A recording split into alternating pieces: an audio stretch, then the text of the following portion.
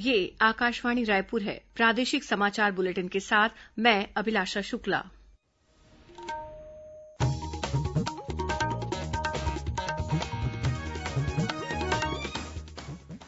पेश है आज के मुख्य समाचार।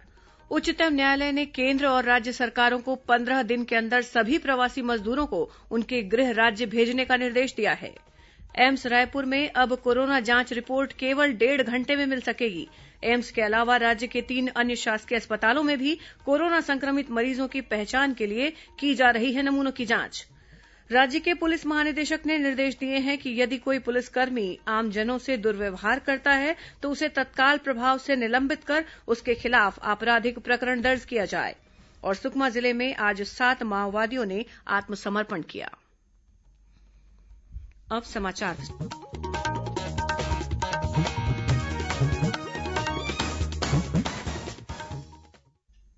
समाचार विस्तार से।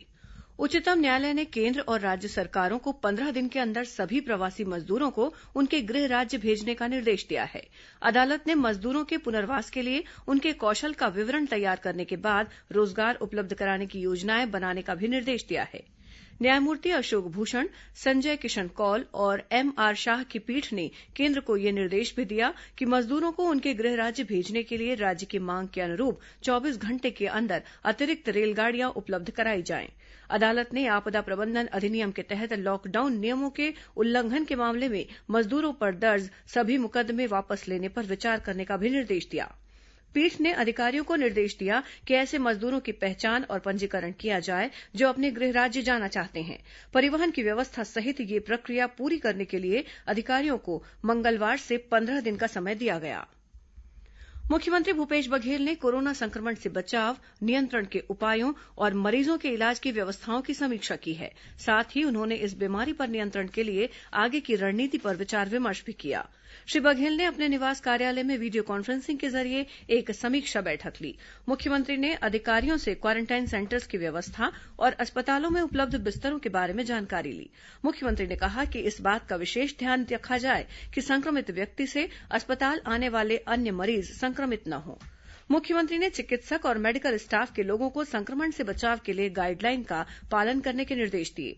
उन्होंने एम्स रायपुर के निदेशक और बिलासपुर सिम्स के अधिकारियों से भी व्यवस्थाओं पर चर्चा की। बैठक में अधिकारियों ने बताया कि जिलों में 141 कोविड केयर सेंटरों और मरीजों के लिए 21,230 बिस्तर उपलब्ध कराने की व्यवस्था की जा रही है। रायपुर स्थित अखिल भारतीय आयुर्विज्ञान संस्थान एम्स में अब कोरोना जांच रिपोर्ट केवल 1.5 घंटे में मिल सकेगी।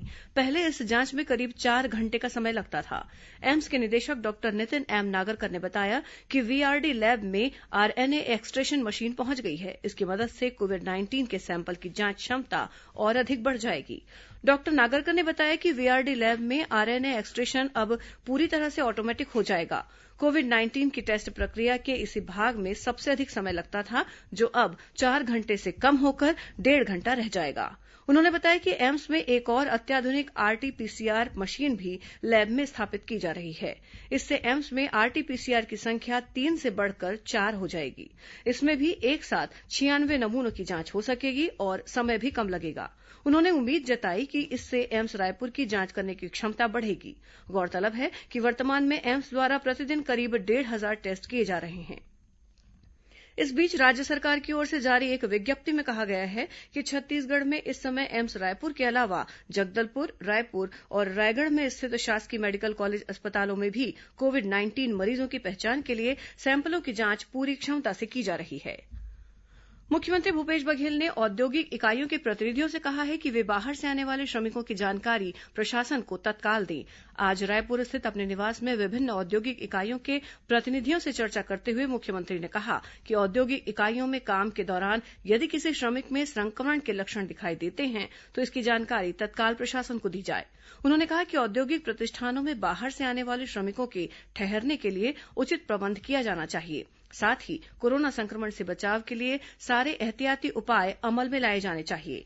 मुख्यमंत्री ने उद्योगपतियों से प्रदेश में पर्यटन को बढ़ावा देने के लिए होटल और रिसॉर्ट खोलने को कहा। साथ ही कृषि और उद्यानिकी फसलों पर आधारित प्रसंस्करण उद्योग स्थापित करने का भी आह्वान किया।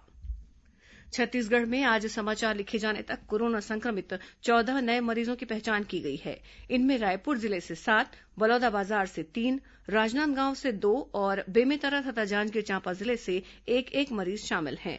वहीं आज एम्स रायपुर से 12 कोरोना पीड़ित मरीजों को स्वस्थ होने के बाद अस्पताल से छुट्टी दे दी गई। इस तरह फिलहाल छत्तीसगढ़ में कोरोना प्रभावित कुल 859 मरीजों का इलाज चल रहा है। इस बीच राज्य में कोरोना संक्रमण से बीती रात 5वीं मौत हुई। एम्स के अनुसार दुर्ग की एक युवती को रविवार की रात गंभीर हालत में भर्ती कराया गया था। 24 वर्षीय ये युवती टीबी की बीमारी से पीड़ित थी। कल इस युवती की मौत हो गई। ये युवती कोरोना पॉजिटिव पाई गई थी।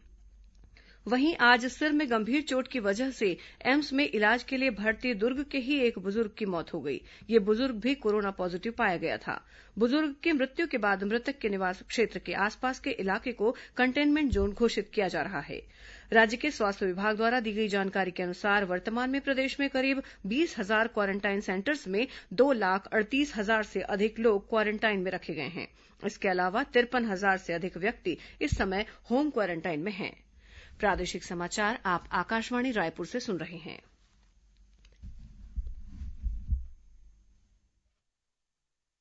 खबरों से है आपका वास्ता और खबरों की विश्वसनीयता से है हमारा वास्ता। आकाशवाणी समाचार रायपुर के प्रादेशिक समाचार बुलेटिन के साथ ही हमारे समसामयिक कार्यक्रम आप रेडियो के अलावा अपने मोबाइल पर भी सुन सकते हैं। आकाशवाणी समाचार फेसबुक, ट्विटर और यूट्यूब पर भी उपलब्ध है। हमारा Facebook page Chhattisgarh news on AIR, Twitter handle CGAIR news और हमारा यूट्यूब चैनल है छत्तीसगढ़ AIR न्यूज। तो अब रेडियो के साथ ही आपके मोबाइल के जरिए भी हम पहुंच रहे हैं आप तक। छत्तीसगढ़ की हर खबर के लिए सुनते रहिए आकाशवाणी समाचार। अब आगे बढ़ते हैं बाकी के समाचारों की ओर। राज्य के पुलिस महानिदेशक DM अवस्थी ने निर्देश दिए हैं कि यदि कोई पुलिसकर्मी आमजनों से दुर्व्यवहार करता है तो उसे तत्काल प्रभाव से निलंबित कर दिया जाए। साथ ही उसके खिलाफ आपराधिक प्रकरण भी दर्ज किया जाए। डीजीपी ने इस संबंध में राज्य के सभी रेंज के पुलिस महानिरीक्षकों और सभी जिलों के पुलिस अधीक्षकों को निर्देश जारी किए हैं। श्री अवस्थी ने कहा कि इस प्रकार के मामलों के कारण पुलिस विभाग में कार्यरत ईमानदार और अनुशासित पुलिसकर्मियों की मेहनत खराब होती है और पुलिस की नकारात्मक छवि जनमानस के सामने आती है। इससे पहले मुख्यमंत्री भूपेश बघेल ने हाल ही में पुलिसकर्मियों द्वारा आमजनों के साथ किए गए दुर्व्यवहार की घटनाओं को गंभीरता से लेते हुए पुलिस महानिदेशक को संबंधित पुलिस अधिकारियों पर कड़ी कार्रवाई करने के निर्देश दिए थे। मुख्यमंत्री ने कहा है कि पुलिस का व्यवहार आम नागरिकों से सम्मानजनक और सहानुभूतिपूर्ण होना चाहिए।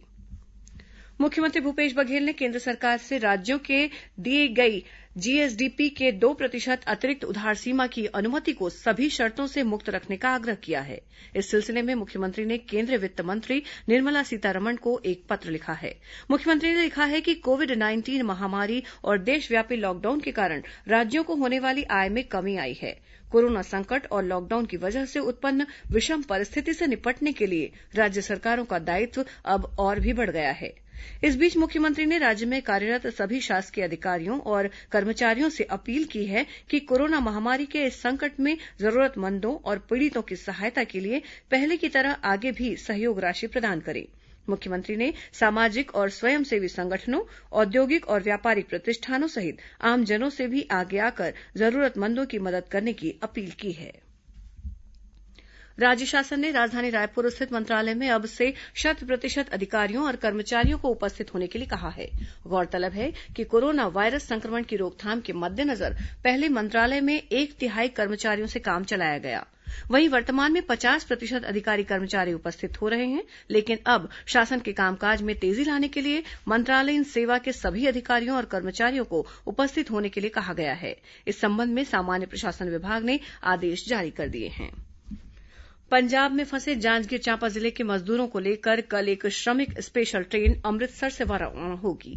इस ट्रेन में ऐसे श्रमिक जो हिमाचल प्रदेश में फंसे हुए हैं वे भी छत्तीसगढ़ आने के लिए हिमाचल प्रदेश के हेल्पलाइन नंबर पर संपर्क कर सकते हैं। महात्मा गांधी राष्ट्रीय ग्रामीण रोजगार गारंटी योजना मनरेगा के तहत वर्तमान वित्त वर्ष के लिए 1,01,500 करोड़ रुपए का प्रावधान किया गया है।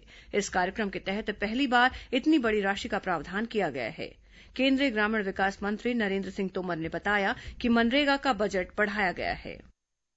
मनरेगा का इस वर्ष का बजट 61,000 करोड़ रुपया था, लेकिन कोविड के संकट को देखते हुए माननीय नरेंद्र मोदी जी ने 40,000 करोड़ रुपए का एक मुश्त आवंटन बढ़ाया। अब मनरेगा का जो कुल बजट है 1,01,500 करोड़ रुपया है। अभी तक 33,000 करोड़ रुपए की स्वीकृतियां प्रदान कर दी गई हैं। 31,500 करोड़ रुपए की राशि अभी तक जारी कर दी गई है। 61,000 करोड़ मानव दिवस सृजित हुए और कुल मिला के अभी 6,70,00,000 मजदूरों को जॉब ऑफर दिए गए और 3 करोड़ से ज्यादा मजदूर अभी मनरेगा के अंतर्गत काम कर रहे हैं। इस बीच माओवाद प्रभावित बीजापुर जिले में मनरेगा के जरिए करीब 800 हेक्टेयर रकबे में सिंचाई सुविधा मिलेगी। इसके लिए अलग अलग जलाशयों से जुड़े नहरों, सीसी लाइनिंग, रिटेनिंग वॉल्व निर्माण और क्षतिग्रस्त सलूस गेट के पुनर्निर्माण का कार्य चल रहा है। इस परियोजना में 9 जलाशय शामिल हैं, जिससे करीब 1,000 किसान के खेतों तक पानी पहुंच सकेगा। वहीं इस कार्य से जिले के 44,000 से अधिक श्रमिकों को सीधे रोजगार मिला है। यह परियोजना 2 चरणों में पूरी होगी और इसकी कुल लागत करीब 9 करोड़ 60 लाख रुपए है। वहीं जांजगीर चांपा जिले में भी नवगठित 26 ग्राम पंचायतों में नए पंचायत भवनों का निर्माण कार्य शुरू कर दिया गया है। यह कार्य मनरेगा और 14वें वित्त आयोग द्वारा संयुक्त अभिसरण से किया जा रहा है। जिला पंचायत के मुख्य कार्यपालन अधिकारी तीर्थराज अग्रवाल ने बताया कि इन भवनों का निर्माण कार्य पूरा होने से लोगों को एक ही छत के नीचे सभी सरकारी योजनाओं की जानकारी मिल सकेगी। सुकमा जिले में आज 7 माओवादियों ने आत्मसमर्पण किया। इन माओवादियों पर बुर्कापाल हमले सहित कई अन्य बड़ी वारदातों में शामिल रहने का आरोप है। इन माओवादियों ने केंद्रीय रिजर्व पुलिस बल सीआरपीएफ और जिला पुलिस बल के अधिकारियों की मौजूदगी में आत्मसमर्पण किया। आत्मसमर्पण करने वालों में माओवादियों के कोंटा एरिया कमेटी प्रमुख का सुरक्षाकर्मी भी शामिल है। वहीं इसी जिले में सुरक्षा बलों ने एक माओवादी को गिरफ्तार करने में सफलता हासिल की है। इस माओवादी के पास से एसएलआर के 5 जिंदा कारतूस भी बरामद किए गए हैं। जिले के पुलिस अधीक्षक शलभ सिन्हा ने बताया कि चिंतागुफा इलाके में सर्चिंग के दौरान सुरक्षा बलों ने इस माओवादी को जंगल से पकड़ा।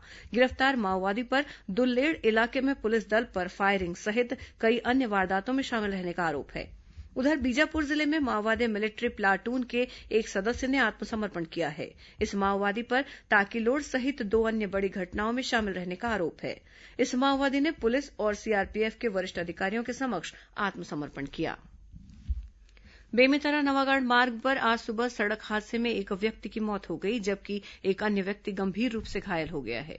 मिली जानकारी के अनुसार यह दुर्घटना उस समय हुई जब एक ट्रक ने मोटरसाइकिल को टक्कर मार दी। वहीं राजनांदगांव में भी सीआईटी कॉलेज के पास आज तड़के हुई सड़क दुर्घटना में एक व्यक्ति की मौत हो गई, जबकि 2 अन्य घायल हो गए।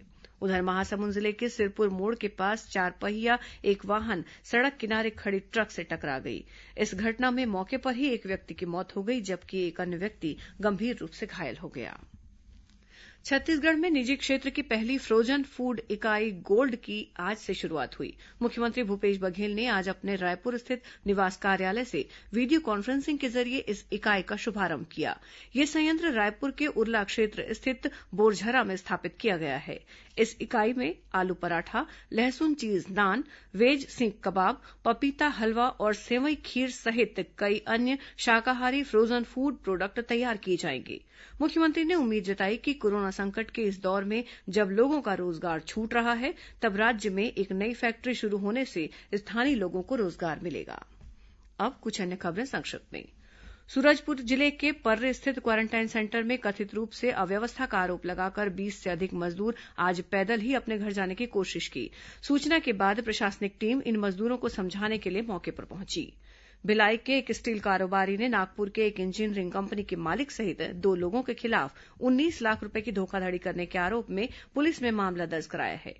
कोंडागांव के मर्दापाल थाना क्षेत्र से हत्या के मामले में फरार 2 आरोपियों को पुलिस ने गिरफ्तार किया है। राजनांदगांव के डोंगरगांव क्षेत्र में खनिज विभाग ने रेत और मुरुम का अवैध परिवहन करने के मामले में 6 हाईवा सहित 7 गाड़ियां जब्त की हैं। अंबिकापुर में पुलिसकर्मियों के लिए योगाभ्यास शिविर का आयोजन किया जा रहा है। और राजनांदगांव जिले के डोंगरगढ़ स्थित मां बमलेश्वरी मंदिर खुलने के बाद कल पहले दिन 270 श्रद्धालुओं ने माता रानी के दर्शन किए।